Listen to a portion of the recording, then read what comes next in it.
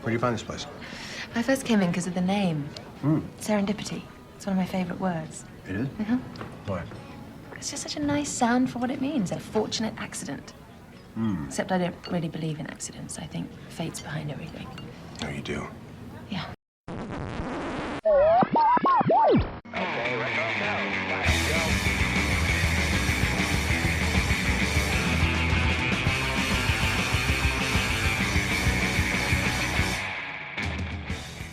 Hello and welcome. Welcome and hello. This is Wait, You Haven't Seen? It's a show where we talk about movies, and specifically, we talk about a movie at least one of us has never seen before. I'm your host, Travis, a.k.a. TV's Travis. This is episode number 352, and our movie this week from 2001 is Serendipity, and joining me to talk about it because they had seen it and wanted me to, it is Jaye Newport. Jay, how are you? I'm doing all right. That's right. Formerly Jonathan Newport, but there's only one Jonathan on this episode, and that's the one we're talking about from this movie. Serendipity was one of my absolute favorites. Kind of a Christmas movie. Is it really? Christmas adjacent. For about 20 minutes, it's a really solid Christmas movie. All right, so what is your history with this movie? Because you said it's one of your favorites. You brought it to me, so what? Yeah. Where are you at with this one? On the heels of a breakup with somebody that the idea of destiny and signs and all of that were a central part to our relationship, and it went very badly. Spoiler alert. Mm-hmm. I in my boredom, I got a Netflix subscription. It was the year 2002.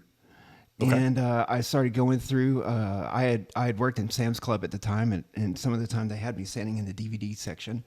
So I started going through all of these movies that I'd been staring at the boxes for about 4 or 5 months. Sure. And that was just one of them. And I connected with the movie just where I was, and I just kind of fell in love with it, and I've been in love with it ever since. For as ridiculous as it is, it's just something I keep coming back to and completely enjoying. I can see that. I remember this. I remember this movie coming out. Like, I remember seeing trailers for it because I have been a John Cusack fan for a long time. I love his performances. I've liked him since things like Say Anything and his 80s rom-com teen type stuff. I loved him in Con Air. I loved him in all sorts of things in the 90s. I really think there's just something about him. Grosse Pointe Blank is another one. He brings something to his roles that I just really like the feel of. I don't know. I can't put my finger on exactly what it is, but like, I love him in Identity. I love him in 1408. Which 1408 is a movie that is okay, but he makes it better. Identity, I really like him in. So, like, I saw John Cusack, and Kate Beckinsale at the time was not a known quantity in the U.S., but I had seen Pearl Harbor earlier in the year in 2001, so I recognized her from that. And this was that Pearl Harbor and this were kind of her big breaks in terms of like U.S. Notoriety and being known here, and that led to some other stuff for her, which we'll kind of talk about. But I saw it, and my whole thought when I saw the trailer was like, it looks like a rom-com, and I just was not a rom-com guy at that age. Sure. So I just kind of passed on it, and then I never got around to it. And I sort of went through this period of time where I thought, I don't like rom-coms. I don't like romantic comedy. Turns out I do. And I even did back then to an extent, because I remember watching 10 Things I Hate About You and loving it. Maybe that was the Julia Stiles thing. Who knows? But like, that was sort of the thing. So when you brought this up, and I thought, oh, this is a perfect opportunity. I've always danced around it and never gotten around to watching this one. But again, Cusack, Beckinsale, ever since I saw PCU, Jeremy Piven is somebody I find very funny. And then I see also Eugene Levy, and I'm like, okay.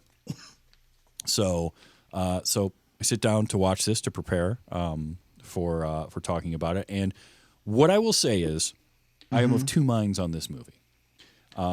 There is a part of me that feels like 2001 Travis at 20 years old wouldn't have liked this movie and feels vindicated now that he wouldn't have liked this movie because this is 100% a take your brain, put it on the table, Yes. don't bring it with you, and just watch the movie. Just forget about your brain. You never had a brain as far as you're concerned.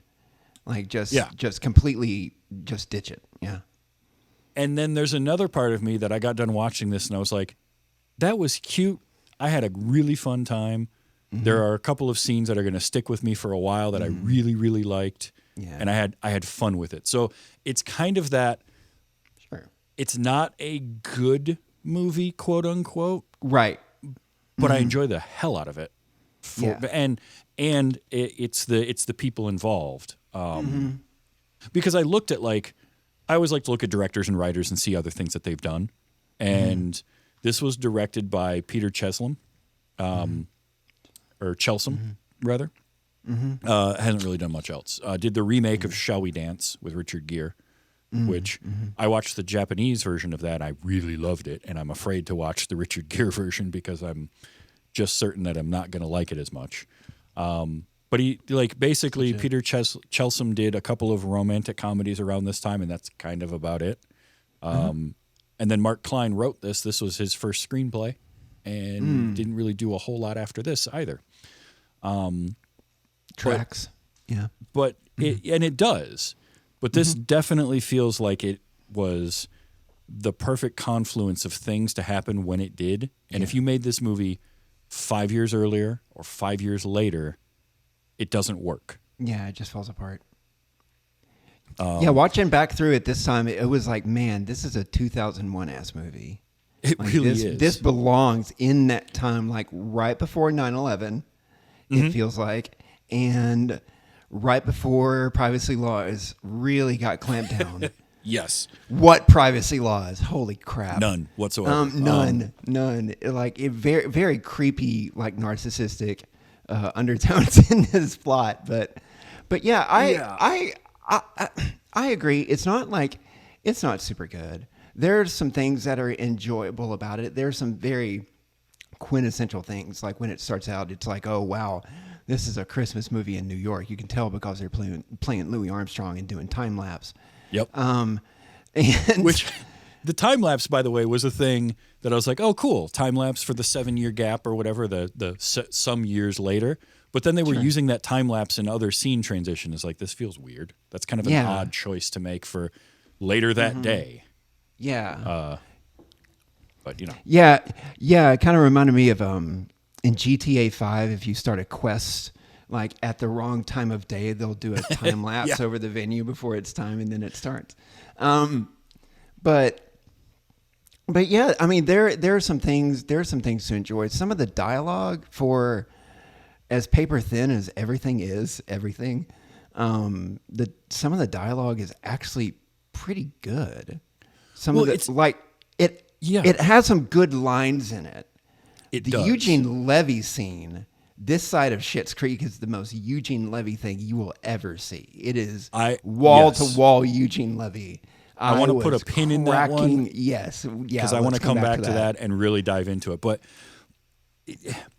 it's it's little pieces of good kind of strung throughout, and the whole of it is just kind of okay.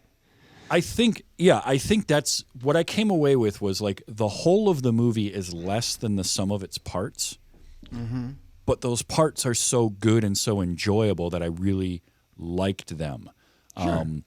The opening 20 minutes or so, 18 minutes, is our meet cute moment with our two leads, and it's really their only scenes together.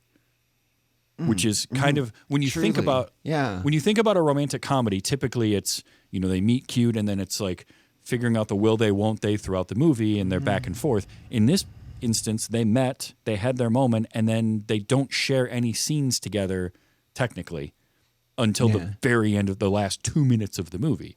They keep crossing paths.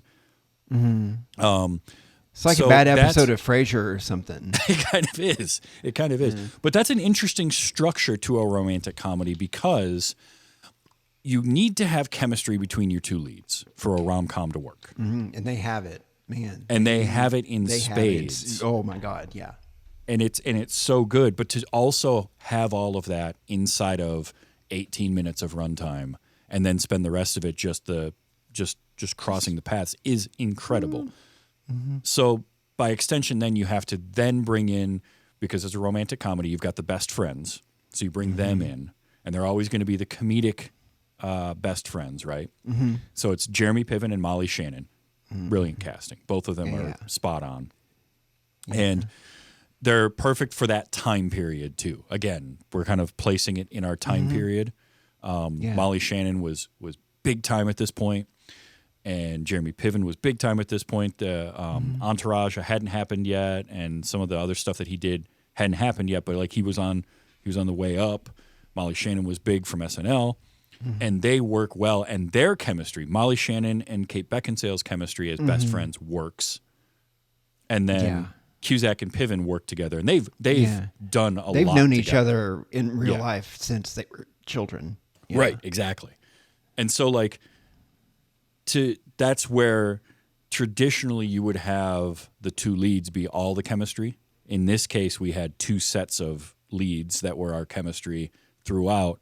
But that first 18 minutes is just, it sells the movie. If that doesn't work, nothing else does. Because the premise behind this is very far-fetched. But as I was thinking about it throughout the day after watching it, and I came to a realization, and this is true of a lot of romantic comedies, I find, but this one in particular is a fantasy film at heart. It is very much a fantasy film, so you have to suspend some disbelief and buy into the concept. And then on top of that, there is some clever layering to a message going on in this of fate versus choice. And I liked the way they played with it, because when we meet the two of them and that whole opening bit, it is John Cusack playing a character named John. Love that. So Jonathan, he's playing a character named Jonathan. Let's be clear. Yeah. So Jonathan and Sarah, and Jonathan is very pragmatic, and Sarah is very there's that line where she talks about fate and all of this. So she's much more into fate. He's much more into kind of choice. So they clash a little bit at that, but they have this wonderful evening, which is odd because they both are in relationships at the time, and yet they have this this moment and they kind of do their thing, whatever it is. But she's so much into fate and the idea of serendipity, and he's very much let's we need to. What if that's not true? What if none of that works? All blah blah blah. And then when we come back to them 7 years later, the movie wants us to think that we've flipped the script, right? Because now she's a counselor. She even has a line saying things like, basically talking about fate isn't real, or we need to make our own choices. And then you've got Jonathan, who's believing in fate means that you don't have to put in the work. She says, yes. And then Jonathan being like, "Oh, I'm seeing all these signs everywhere, and it's fate." And yet, while they're outwardly putting that out there, both of them their characters haven't really changed at all. She is still very beholden to fate. Yeah, and she's this still idea, rooted in it for sure. Yeah, and he is making choices throughout. And I liked that as I thought about it. I was like, that's kind of it's a fable, right? It's a fable talking about choice. And I enjoyed that. I enjoyed the idea of there are signs, but how do we interpret those signs? And what do we do with that information that is given to us? And do we actually see it for what it is, or do we see it for what we want it to be? And then making choices based on that. Because all of what Jonathan does throughout the movie are him making choices to pursue her until he finally gives up. And Sarah spends the whole movie basically waiting for them to get back together, to meet back up, let fate decide that for her. Until she makes the decision to do it herself. So I liked that because it's a fun subtext that you could. It's not trying to be overly clever and hide that either. It's very upfront with it. So I say subtext, but it's barely under the surface subtext. Like Act 1 is all of that at 10. Like Act 1 is Yes. like everything is pushed to the max. Mhm. And then like they pull back and like let a story happen, but they make very clear from the get-go. They lean into everything they possibly can. Yeah. Yeah, and it's almost like in a way it's the rom-com version of like a murder mystery, where a good murder mystery gives you everything in the first 20 minutes and it sort of gives you all the information that you need, and then you spend the next act sorting through that and figuring it out before the reveal at the end. And this does the romantic comedy version of that. It gives us all of that up front. And you're right, it's at an 11. You know, her whole thing with like, we'll write your name and phone number on this $5 bill and then I'm going to spend it. And if it comes back to me, you know, which I'm sorry, a $5 bill is not going to be in circulation long enough for her to get it 7 years later. Just not. Yeah, probably not. And, you know, then her writing her phone number down and then the wind blowing it away. And, well, I'll put my name in this book. And if you find it in a used bookstore, then it's so over the top faded that it's almost, it's comical. But then like Act 2, up until the moment where Jonathan and Dean end up at her house, which I have not, I still can't figure out where the hell she lives, because Yeah, it's not really mentioned. it's not, but like, how far away from New York City is it? Because in the beginning of the movie, or the 20 minutes in, when we see her in New York 7 years later, she leaves New York City, gets on a ferry, rides a ferry, and then ends up at her house. But then later on, she takes a plane. So like, how far away is she? I have no idea. I couldn't That's interesting. I wrap didn't my head notice around that. Yeah. But everything with Jonathan and the whole Act 2 up until he gets to her house and sees her sister. Well, I have no idea who that is. A friend. It's her sister and her guy. Okay, They were so talking. it is her sister. They were talking about it in the scene where they went to see Lars's band, Okay, and they were Which- chatting afterward. Yeah, I have things to say about Lars. Well, We'll get yeah, there. I have plenty to talk about there. But yeah, so like they meet. I love the meet cute. It is a well done one, right? Where they both reach for the same pair of cashmere gloves. Yeah, And they have their little moment at the store, and it's going all great. And then we undercut that with the guy that comes up to grab them from them, and that whole exchange was hilarious. they have to improvise a story about why they're each getting one glove, or for their significant other who will be going through a sex change and going from one of them to the other. And I have to say, as a transgender person, and for a transgender joke in that era of time, that was pretty solid. It wasn't disrespectful. It wasn't weird. They didn't give each other weird looks. Everything was just accepted. I was like, okay, that's That kind of was- impressive.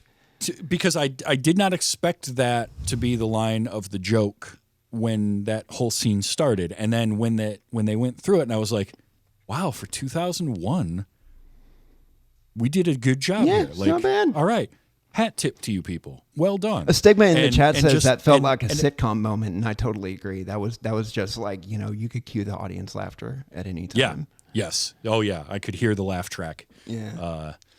But like they have their meet cute, and then they go and they have the frozen hot chocolate at Serendipity, which is an adorable scene. And then they leave, and I've got some audio clips I'll play later of like this whole opening bit. But they leave, and it's the whole, okay, well, maybe we'll meet up again later. And he's like, oh, my scarf. And so they go back. He goes back, and she's already there picking up the gift or whatever. So like there again, there's fate already in the beginning of the movie trying to put these two together. And yet neither one of them, Jonathan is trying to, and she's keeps playing the, well, if we meet again thing, it's fate. But he's like, well, let's do something. So they go out and they go ice skating. Because what do you do in New York for a date? You go ice skating. Sure. Especially at Christmas, yeah. Yeah. And so they do the ice skating thing. We have the adorable scene where he notices the freckles on her arm and says that it's the same as the Cassiopeia constellation, which that was cute. Like, there's so much of this that is very adorable, but also incredibly contrived. which is fine. I don't have a problem with that. Yeah. Because within this first 20 minutes, I was able to buy into the conceit of the movie and be like, oh, that's what we're doing here. Okay, cool. Sure. Let's go on. So then we fast forward 7 years later, and Jonathan's getting married to Bridget Moynihan, who is playing Hallie. And Hallie is kind of, I'm going to guess that that was the girlfriend from 7 years prior. I don't know if that's true or not because they don't really say, but it's that's my best guess. And then we meet Dean, Jeremy Piven. I love the scene where we meet Dean and him telling the jokes at the like rehearsal dinner for the wedding.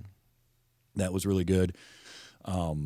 Meanwhile, Sarah is also in a relationship with Lars. Okay, now these significant others. Let's start with Lars. Let's start with Lars.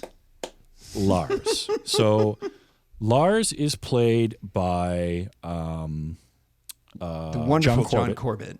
John Corbett, looking as much like 2001 Heath Ledger as you can look without being 2001 Heath Ledger. Like, it feels like somebody saw 10 Things I Hate About You and A Knight's Tale and were like, I want that look. Let's do that. He's got the same hair. You could easily put Heath Ledger in this role, even at the time. He might have been a little young, but like, I kept getting that feeling the whole time. But I loved him. I loved Lars because he was just completely. He is the way over the top character. That we get. And Paper he has thin, his, like cartoon. Yes. That is the Stupid perfect boyfriend. word for it. Yeah. He is a cartoon. He's not a bad guy at all. No. I'm glad they didn't go that route of making him like a complete jerk. dick or abusive or anything like that. He's just He's aloof just up his own ass. artist. Yes. Like- With his like Eastern flute. I know there was the trivia mentioned what the instrument was. I cannot remember. I think it's a shanah, something like that. Yeah. Yeah, and it's a woodwind instrument. Yeah. But it he's got this music and he's really into his thing. He was hilarious. I said it was like if Kenny G had a George Harrison experience. And Holy hell, that's good. That's good. And thanks. And was like doing the acid and consulting with the Maharishi and just just living his best best mystical life. Kenny G spent 6 months with the Hare Krishna, and here we go. And he's doing his thing. The scene with him and his like producer, publicist, I don't know who he is, going over the music video. And the guy was just, oh my God. I loved it. So great. I loved that so much. Great. But Lars is cool in that like he is meant to be this silly cartoon character that like Sarah.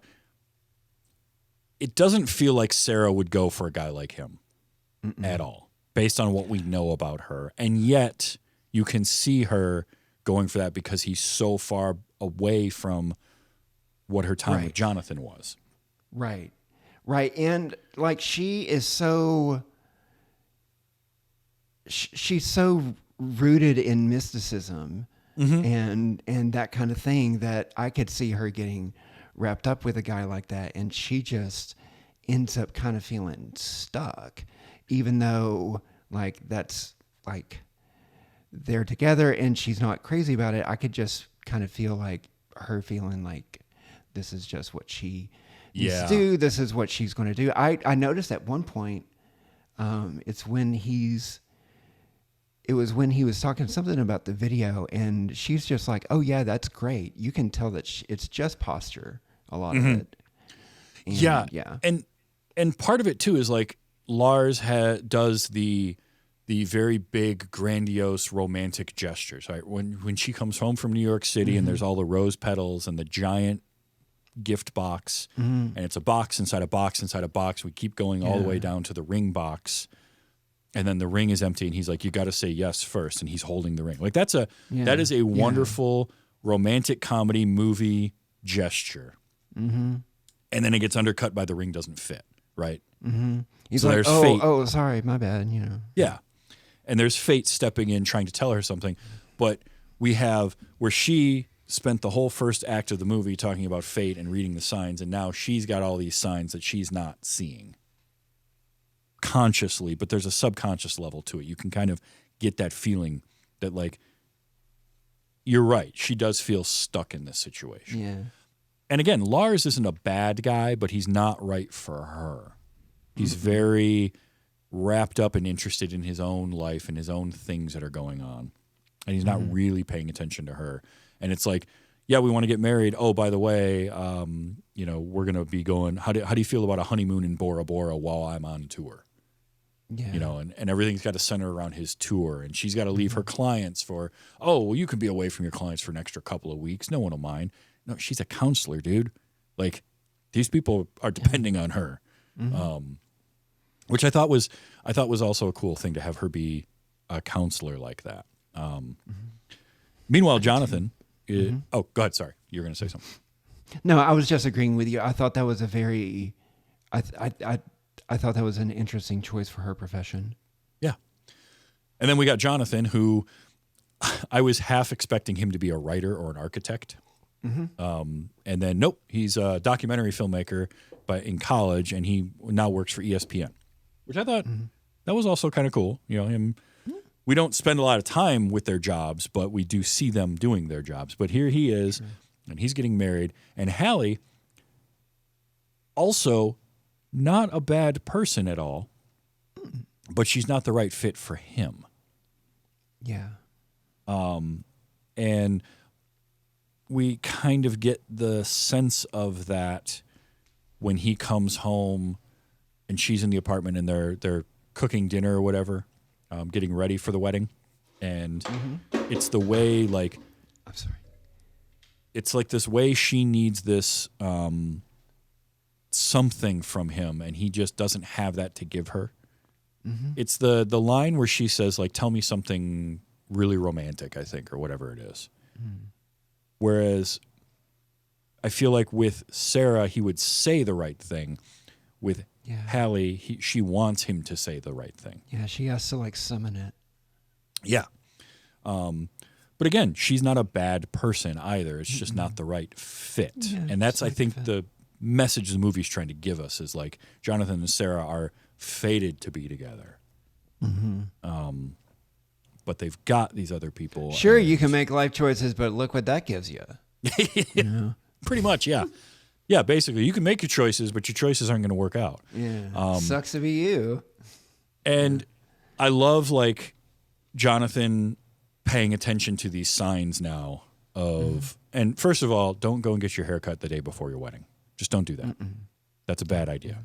But the person coming to cut his hair named Sarah, and him leaving there. Oh, and there's the Sarah at the golf course thing, which I liked not the golf course, like the driving range. I like having that scene for later on because the point of this first part of that scene is, one, to show Jonathan at work, but also the throwaway line of dialogue that basically, like, this is the only driving range in New York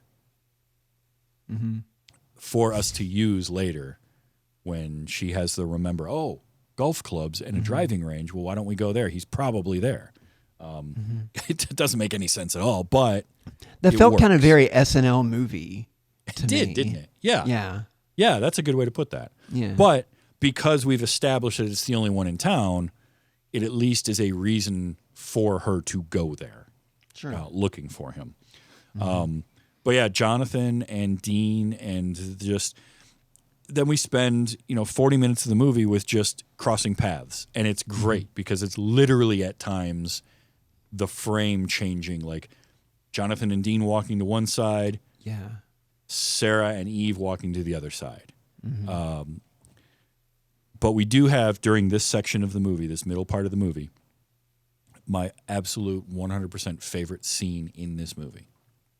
Can you guess what that is? If you had to guess, what do you think it would be? I'm drawing a blank right now. I'm not going to lie. Eugene Levy. Oh. When Jonathan... yes, okay. when Jonathan's in his apartment and he finds, again, it's way over the top, but he finds the receipt for the gloves in the bag. The one glove is in the bag. 7 years, he hasn't thrown it away. Right. And the receipt is inside the glove, and he looks at it and he sees an account number. And that sends him back to Bloomingdale's, and now we've got Eugene Levy. And this scene with him is gold. It's so funny. He obliterates every single line. He just punches so hard. He amazing. Absolutely does. There was a comment made earlier that Bombats in the chat thinks that there was no actual dialogue written for that character, that it was all just improv by Eugene Levy. I 100% believe it. I would believe that 100%. He crushes it. I captured a bit of it. I'm going to play it. But this whole scene just is comedic gold. It is the standard for this movie. And the fact that we have all this, and then when he comes back later, it's just so good. But yeah, you mentioned like privacy laws, and there's definitely some stalkerish stuff going on here with Jonathan. So Jonathan is Jonathan is making choices to go after her. He is trying to find her. He did the whole searching all the bookstores for the book that she wrote her name in, never found her. But now, he goes to the store and he's like, hey, I just need a name. And then, oh, well, that's a dead account. But we have a hard record of the credit inquiry, which why she needed to apply for credit to buy a pair of gloves, I don't know. And if she did, those are gloves she shouldn't be buying. But, he's going there, and like all of this stuff there's especially a lens of like privacy today. It's a little weird. But because I know it's a fable and it's a product of its time, I can let some of that slide a little bit. Sure. Like I'm not gonna knock the movie too much. It veers into creepy. But at the same time, without that, we don't have Eugene Levy's character as the Bloomingdale's salesman, which is what he's credited as, making Jonathan spend $700 in the store to get this information. Jonathan actually says, what if I gave you a $20 bill? Would that help? And he says, well, yeah, if you were a health inspector. Yeah. I have some real numbers to deal with here, pal.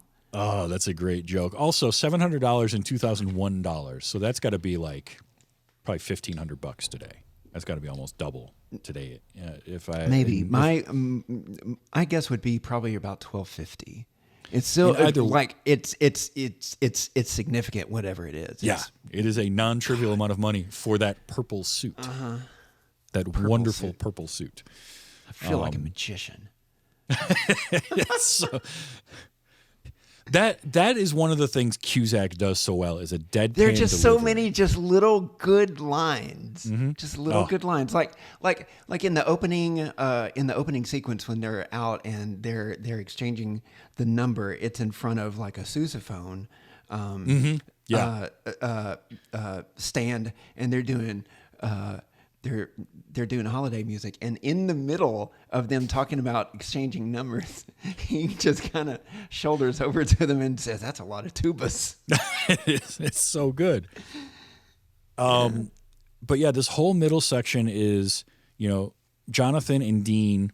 He's roped Dean in. Dean, by the way, works for the New York Times. And then later we find out he writes obituaries for the New York Times, which is it's fantastic. Another great Eugene Levy scene. Yes. Aces. But Jonathan ropes in Dean, and he's just going all over the city trying to find any information he can on her. And it's sending him to Brooklyn, and it's sending him here and all that. Meanwhile, as this is going on, Sarah, in her undisclosed location in the suburbs of whatever state she's in, decides she needs a weekend. She's like, now that she's been proposed to, she needs this weekend. Again, she wants fate to let her know, is this the right thing to do or not, or can she find this guy? and she ropes in her friend Eve, played by Molly Shannon. And I love the fact that Molly Shannon's character runs a shop with like all this, It's a mystic shop, basically. mystic shop stuff, and she doesn't buy into any of it at all. Is hilarious. Yeah. She's like, "Oh, you can find that thing over next to the what is it?" She said, "Caligula incense," and she's Yes. just like acting so serious. And as soon as the customer turns their back, she turns to Sarah and says, "She's a pain in the ass."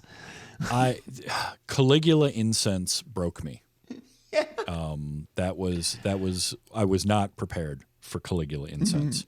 But I love the fact that like Jonathan is actively going around searching for her, and Sarah is like, I'm just going to go to New York and see what happens. Yeah. And just going to arbitrarily go to New York and see what happens. Yeah.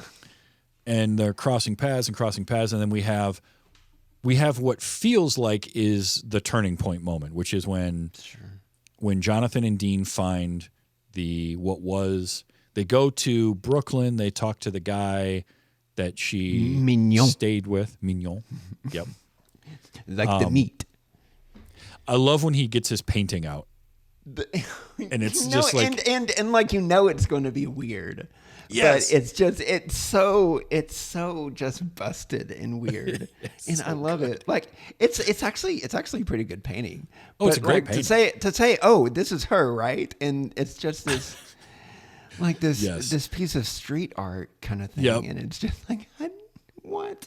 But they get from there, they get back to Manhattan. It's right next to Serendipity, right? It's right next door to that place, which I don't know if Serendipity still exists or not with the frozen hot chocolate, but the fact that that place, that passeterie, was still there 7 years later might be the most far-fetched thing in this movie. Just knowing how restaurants and cafes do. Serendipity 3 is still in business, and it is still, it's open right now. Wow. It's still in that same location. Okay, that's impressive. But when they get there and then they find that what was the like roommate finder type of place is now a bridal shop. That feels like the rom-com moment of like, okay, we've hit the bottom. And it's it's a well done scene. I love all of that. I love the whole idea of like, well, maybe the absence of the signs is the sign, and Dean being like, what does that mean? Like, Dean by this point has bought in. He is all about it. And I like Dean's arc as a character. Because when we meet him, there's that great throwaway line of like, oh, their relationship is great. I never see them fight. And then we never see his wife again. But we get Dean, and Dean is funny, and he's sardonic, and he's very sarcastic.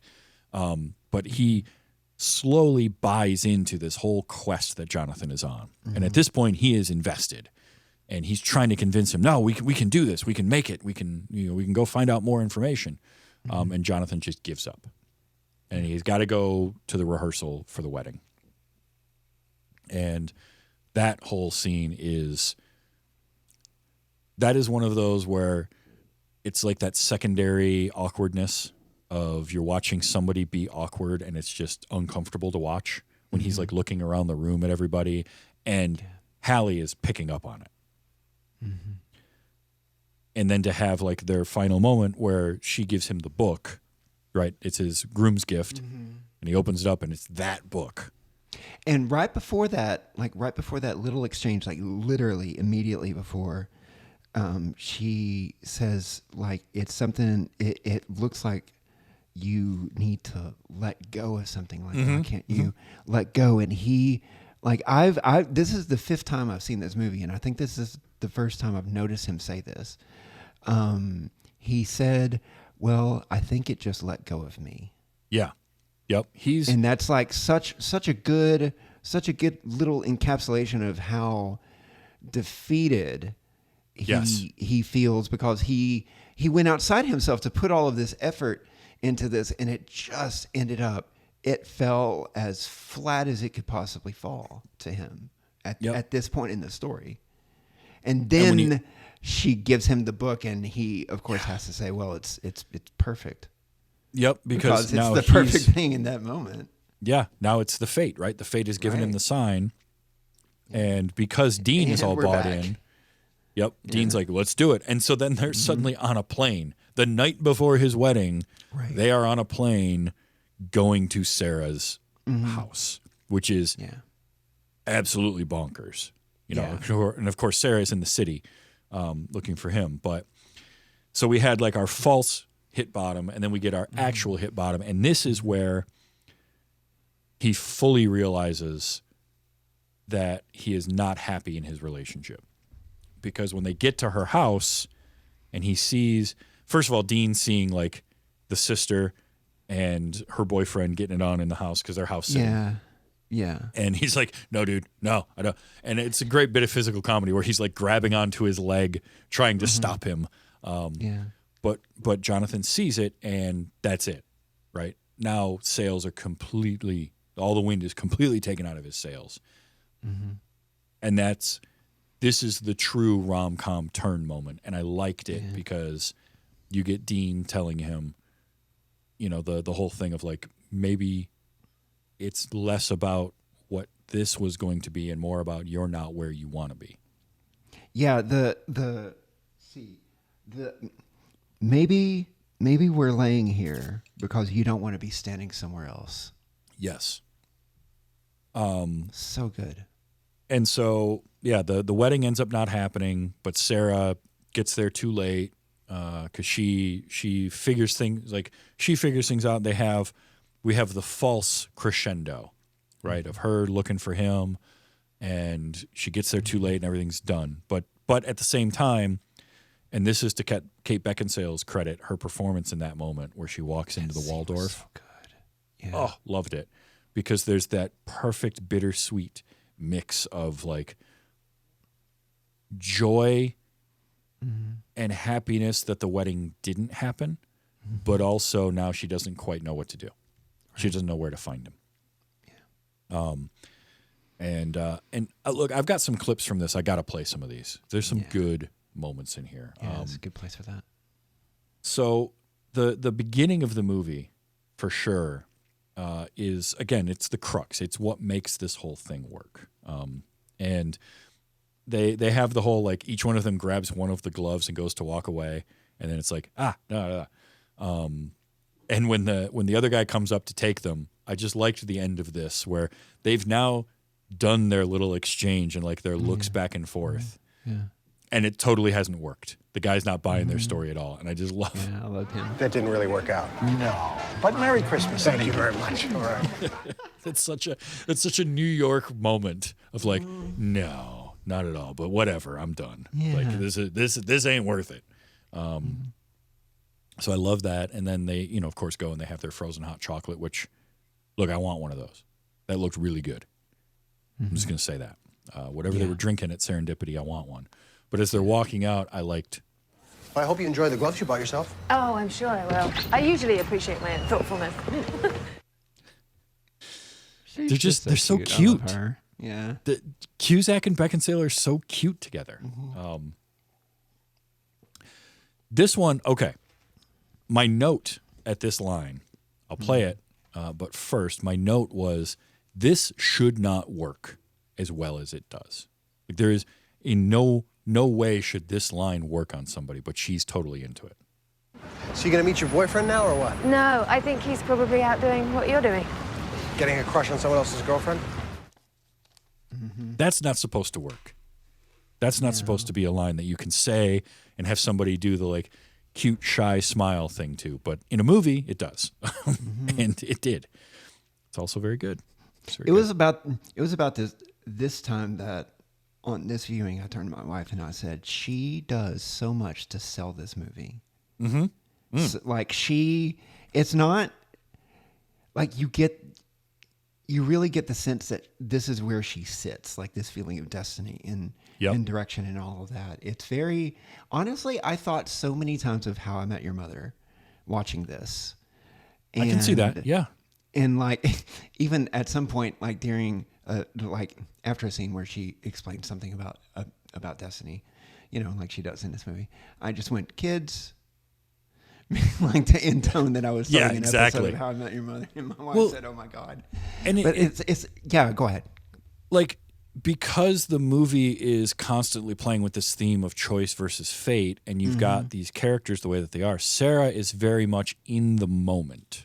Yeah, she exists and lives within the moment she is in, and lets fate push her in a direction one way or the other. And she's very reasoned about it, like for what is essentially at times an elevated Hallmark movie, and I say that with very, very deep affection.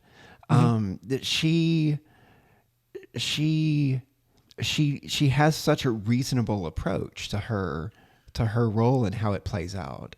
Like she's fruity as hell, but she doesn't wear it on her sleeve. She's just so settled in who she is and where she is, and that she's fine being this person. Yeah. I will take. I want to retract a previous statement I made, which was Serendipity, the cafe existing 7 years later, being the most far-fetched thing in the movie. No, I'm sorry. The most far-fetched thing in the movie is that they spent literally hours together and never exchanged names. Yeah, I feel like the first 5 minutes of a conversation, you would want to get somebody's name so you at least know.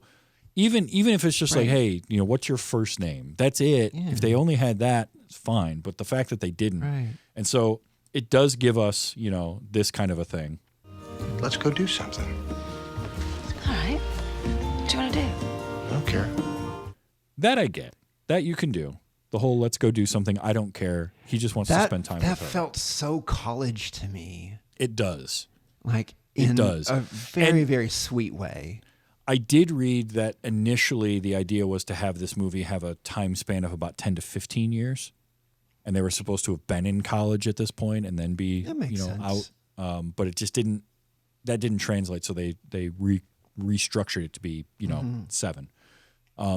But for him to then tell her like, My name is Jonathan. Does that make you want to tell me something? Yeah, it does. Merry Christmas, Jonathan. very coy. Yeah. And I can fully back his frustration at that point. Like, come on, I just want just a name. Sure. It doesn't even have to be your real name. Just give me a name at that point. Mm-hmm. But yeah, and then of course for him to say, "Now, please let fate take its proper course." Let fate take its proper course. Immediately, dick about it. I love it. A truck drives by and blows the piece of paper that has her phone number on it away amongst all those other little scraps of paper. And for his reaction to be like, that was an accident. That wasn't supposed to happen. Like, you just said, let fate take its proper course there, bud. I also loved when... Yeah. I did love when she pulls him into the Waldorf Astoria and just his reaction. What, are we going to get a room? I'm kidding. I'm kidding. And then the way that scene played out, right? The whole like, all right, you pick a floor, I pick a floor, and if we end up on the same one, that's fate. And the way so they're doing this little like elevator race like you do. Yep. And he misses the floor the first time because it just takes too long or whatever. And he ends up with like piece by piece he gets a crowd to follow him. I love that. Like in the elevator so car, great. they're not even getting off at their floors. They want to see if he can find the floor this woman is on in this 40 floor hotel. What I love about that scene is, again, like this whole movie is them just barely missing each other for an hour and a half. But they get into the elevators. They both choose the same floor.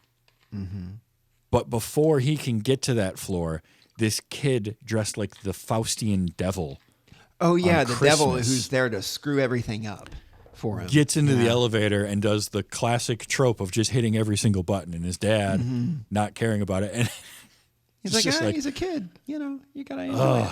Whatever he says. But then the way that scene plays out where he's roping everybody else into his thing, like they're getting out at a floor, looking around, not seeing her, and then getting back in the elevator to keep going up. Great. That killed me. I loved that. And so meanwhile, good. we keep cutting back to her just sitting there waiting. And she finally gives up. It was just Like It the comedy bits in this, most of them are just so good for what the rest of the movie is. again, the concept of the movie, the central plot of the movie, very silly. But the comedy works because Cusack and Beckinsale have great chemistry together. Cusack and Piven work well off of each other. Beckinsale and Shannon work great off each other. Eugene Levy just steals his scenes. It's just Eugene Levy, yeah. He just owns them. I've got some Eugene Levies. Like, he goes to Bloomingdale's with a receipt from 7 years earlier to a guy who has only worked there for 3 years. And it's like, I need you to look this up for me. And I just loved. Oh, I see. When you put it that way. No. Everything about Eugene Levy was great, including he's got a thing about coming behind the counter. Don't cross that line. And one day she really screwed up and offended the guys. I don't remember what she did, and I don't remember who she offended, but it was bad. She crossed the line. But anyway. Sorry, that was a different clip that I labeled as cross the line, thinking it was Eugene Levy, but that was cute. I liked that moment. Yeah. That's nice a good storytelling. internal reference, yeah. Yeah. It's just good storytelling. He knows how to tell. And that was why I was like, oh, is this guy a writer? Because he knows how to tell the story. No, he's a documentarian. But I love, I getting back to Eugene Levy, I did love every time he's like, you can't cross the line. You can't come over here. And yelling at him. And then to have that happen again at the end of the movie with her, also hilarious. But again, Eugene Levy just owning his scenes. We're still $700 short. $700? $700. That's extortion. That's good salesmanship, sir. I mean, Jonathan's not wrong. It is extortion. Yeah. Literal extortion. Yeah. But then he has a purple tie, so he gets him to buy this whole purple suit. And you get the line, I didn't capture, but I love the line. I feel like I look like a magician. And then for him to drop the whole, oh yeah, I looked that up. That's a dead account. I have no information on it. And John Cusack, Jonathan's getting upset, and he just says, Chase me. There is no way in hell that was not ad-libbed. That was absolutely made up on the spot. The chase me, and he runs away. And then for Jonathan to respond when he goes to cross back behind the counter again, and he yells at him. Stop saying that, or I will cut you.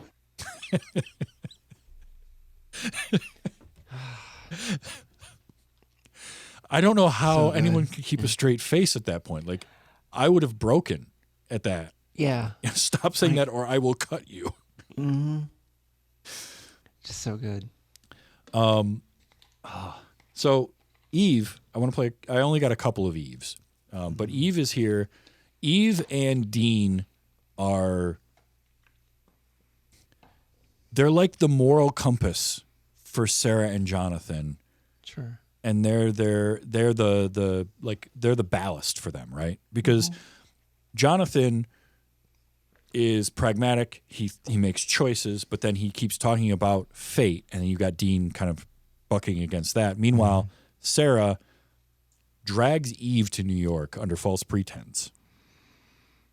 And for Eve to constantly kind of give her the other side of things. Like this line. That is what happens when people get hooked on the new age life. They end up sitting at home burning candles for Mr. Right when Mr. Good Enough for right now is waiting at the corner bar.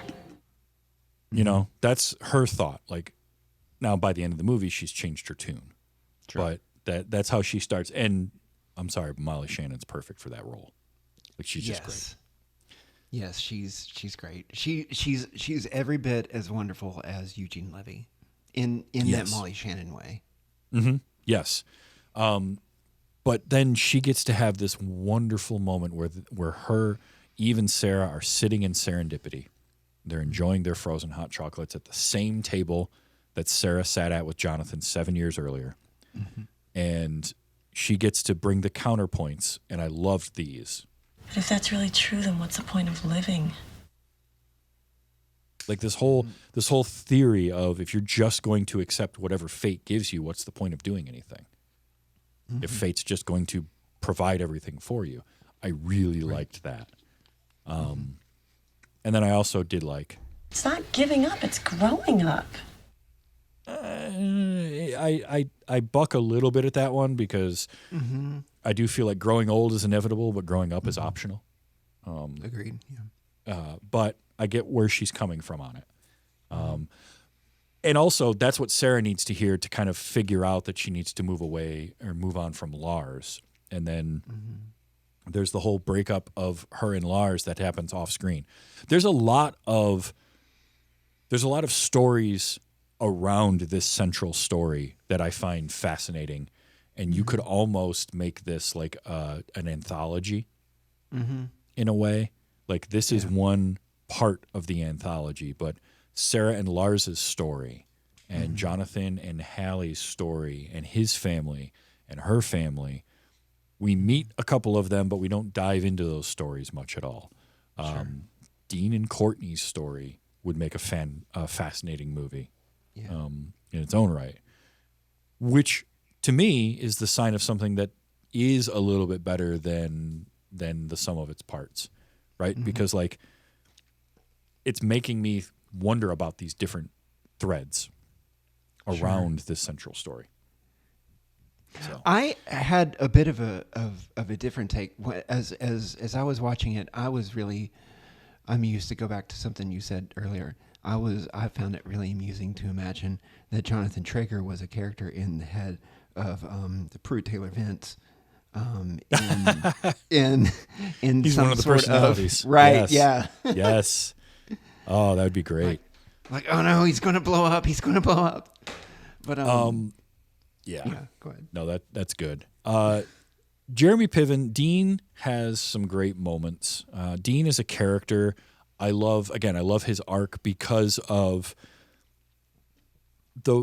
his story is interesting in that he looks like he has a great relationship. He's a good best friend. He's very funny, very witty. And then he has the emotionally raw moment on the plane at the end and the breakdown.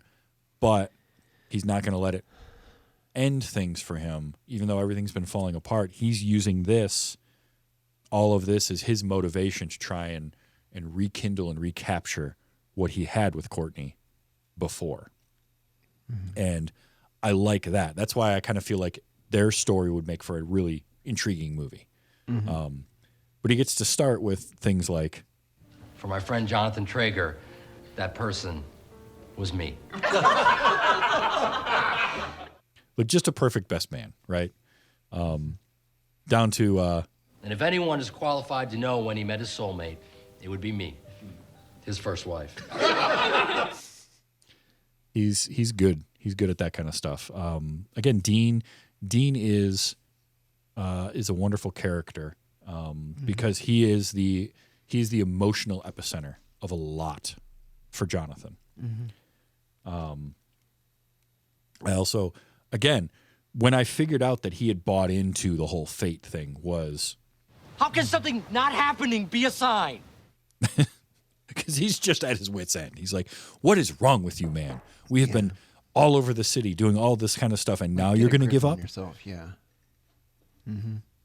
And I captured his version of it, and Molly Shannon's Eve says the same thing earlier in the movie. They should make pills for this. They should make pills for this. I like that those two never meet either. Right. I think that's kind of funny.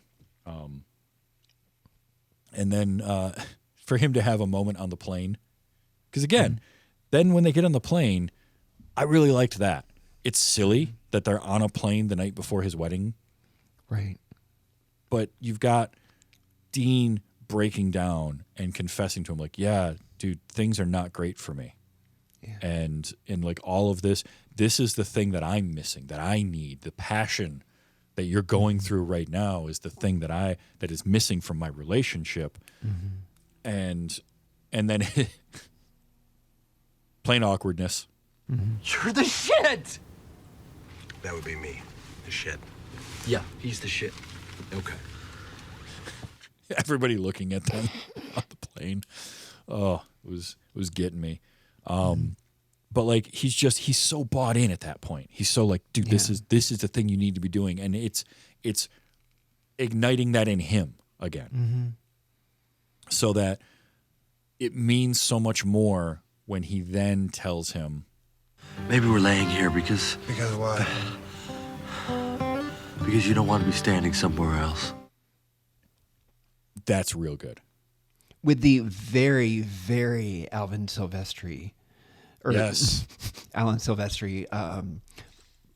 plunky, like oh my God, there was so much like heartwarming guitar in this movie.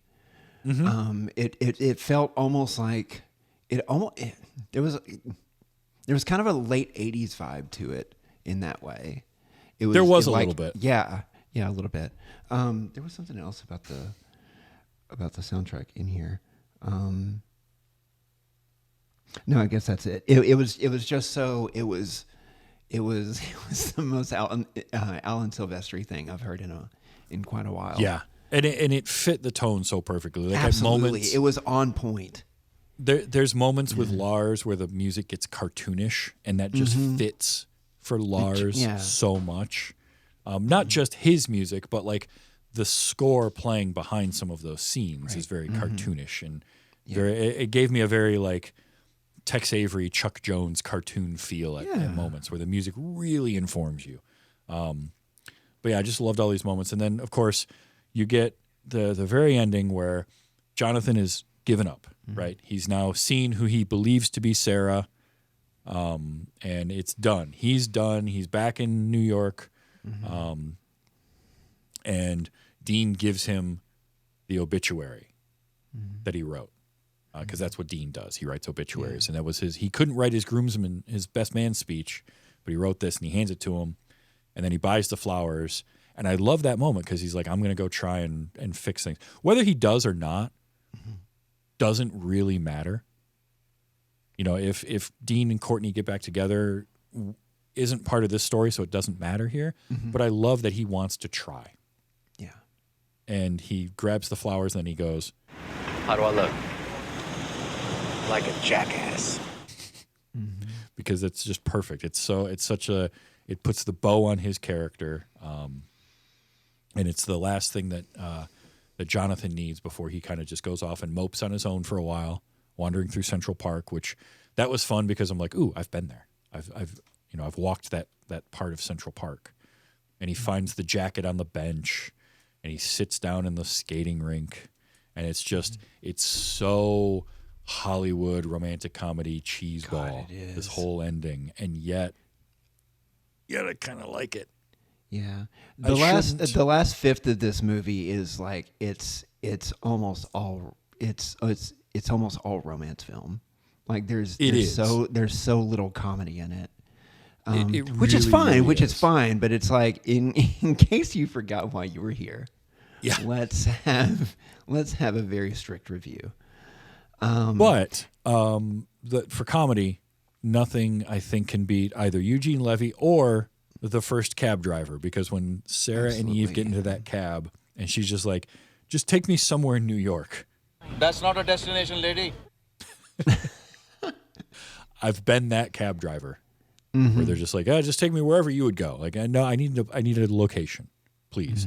The second cab driver, by the way, that actor, I recognized he had a small part in the series Fringe. Interesting. And I just recognized him.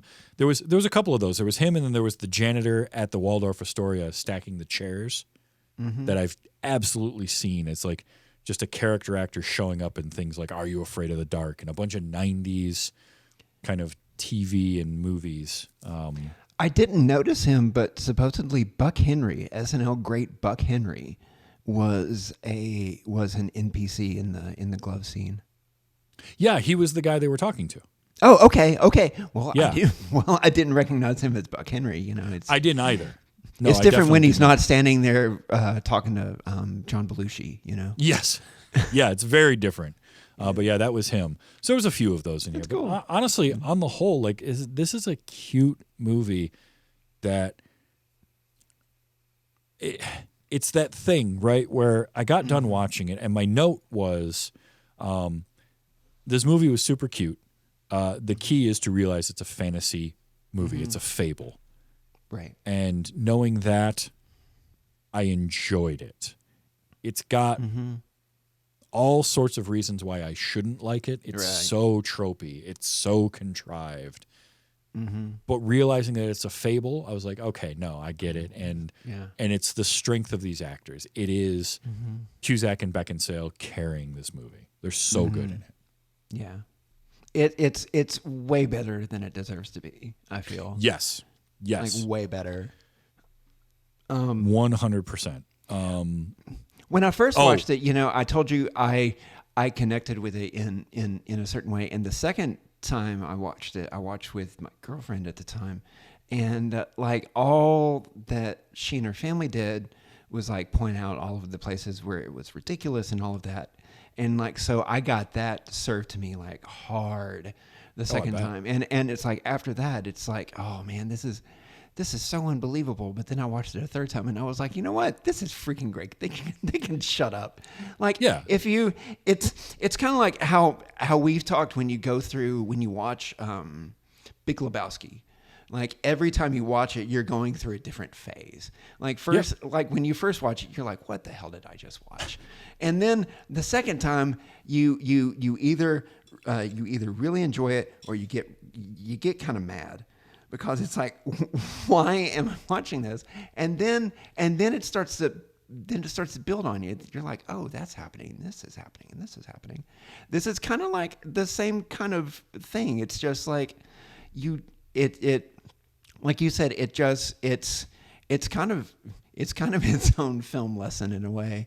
Like it is. Go ahead. Well, you said it earlier. And I've been thinking about this as we've gone along. You called it kind of an elevated Hallmark film. Mm-hmm. And it really is that.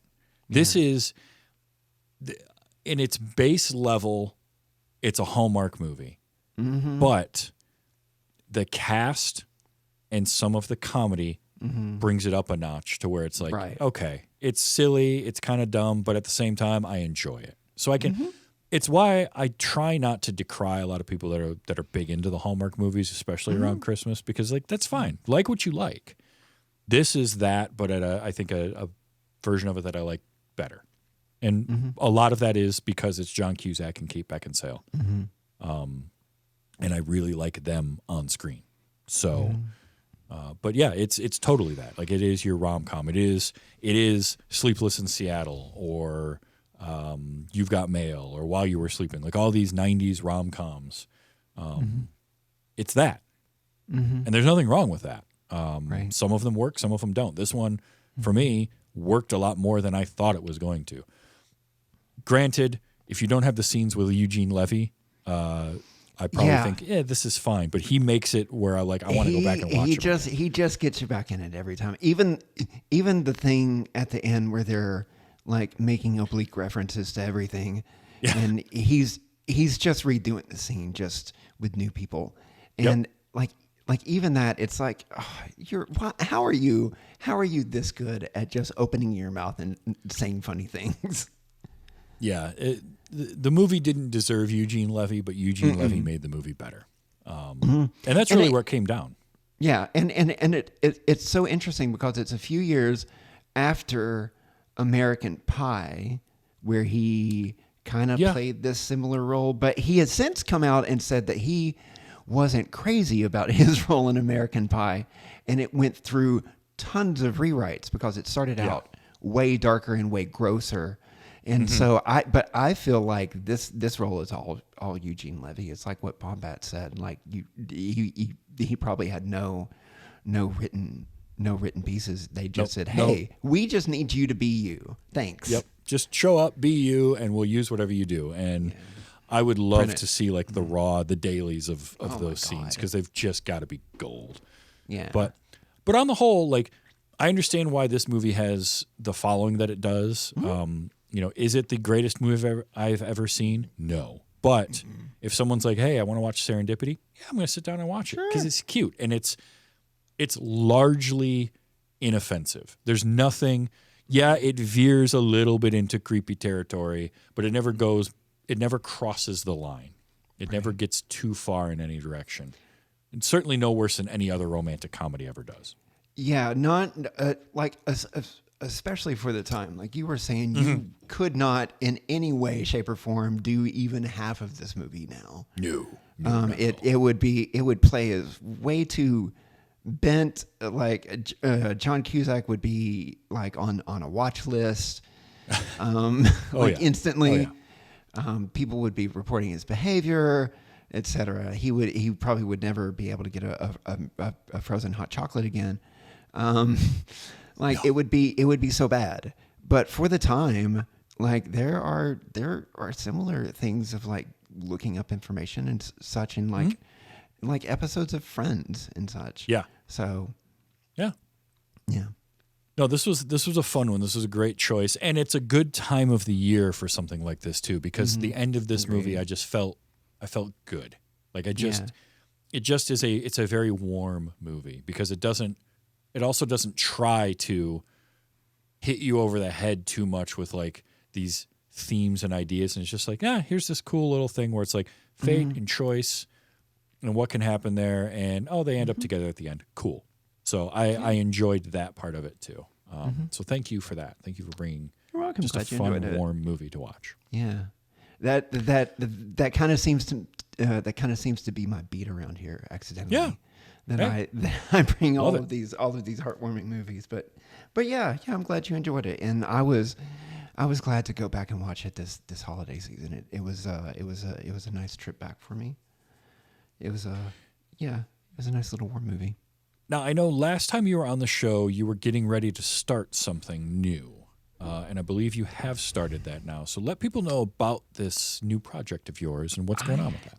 I have indeed started something new. A friend of the show, Audie Norman, and I started kind of an artist podcast. The conceit is kind of where the topic is kind of how we art and why we art, just being artists as people and exploring that angle of it, like talking to people about the paths that they took and things of that nature. We've our last episode was a conversation with Matthew Sargent, and Matthew talked about all kinds of stuff, drawing a concept of what would become a library video starring what's his face? Ron Swanson was his name. Nick Offerman. Okay. Yep, and doing some work for Food Network and what that was like, and all kinds of stuff. To our next episode comes out on New Year's Day. It's going to be just a short thing, me talking about New Year's resolutions and why I don't think they exactly work, but maybe what we can take from that and go forward into the new year as we plan our new projects and things. And then the next episode after that, we will have somebody. It might be you. I know Audie is working on somebody, so it might be you. It might be somebody else. I know we have Jay Funktastic nice. Getting in the chair. Love Jay. Sometime around February or March, and we're just working to get people stacked up. But we're having great conversations, and it's excellent. It's a fun time. So the name of the podcast is the name of the podcast is The Studio Window, and you can get it wherever you get your finer podcasts. Excellent. The Studio Window. Check that out. I mean, look, Audie is a wonderful friend of the show. I love having you on the show. The two of you doing a project together is awesome. I like the concept behind it. So definitely check out The Studio Window, and look for a little someone named TV's Travis to be on there at some point in the not too distant future as well. So I look forward to that. Now, I do this show weekly.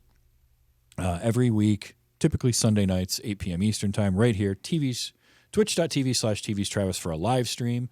You can get the show as a podcast every Wednesday, anywhere you get your podcast. If you want it a few days earlier and exclusive access to other things, patreon.com/WYHS gets you the shows a few days before everyone else, always ad-free, and also my first watch diaries, which I am working on the next batch of those. So keep an eye out for that as I determine what I'm going to be watching. Now, next episode, next week, we are going back to the land of Oz, and Rilo Ward is going to come back. We're going to talk about Wicked for Good. We talked about Wicked last year, and so we're gonna complete the set and watch Wicked for Good.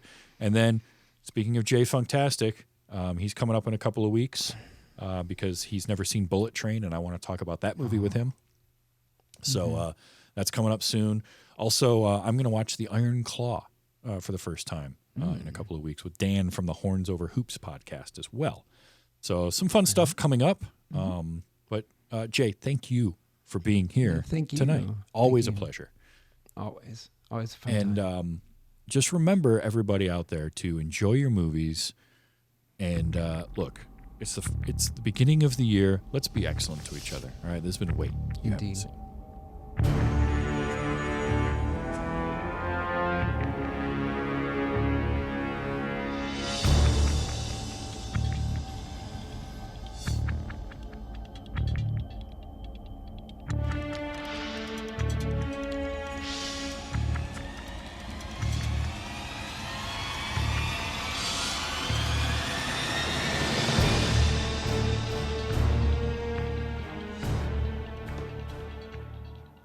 Didn't get a chance to write that one. Didn't write that one either. With all due respect, sir, they'll all still be dead tomorrow. Okay. Thank you. Bye-bye. I'll fix that later. No, don't. That was amazing. That was amazing. When you said that you were watching Fantastic Mr. Fox, I was going to make a Whack Bet reference, and so that's great that you tagged that on. No, if you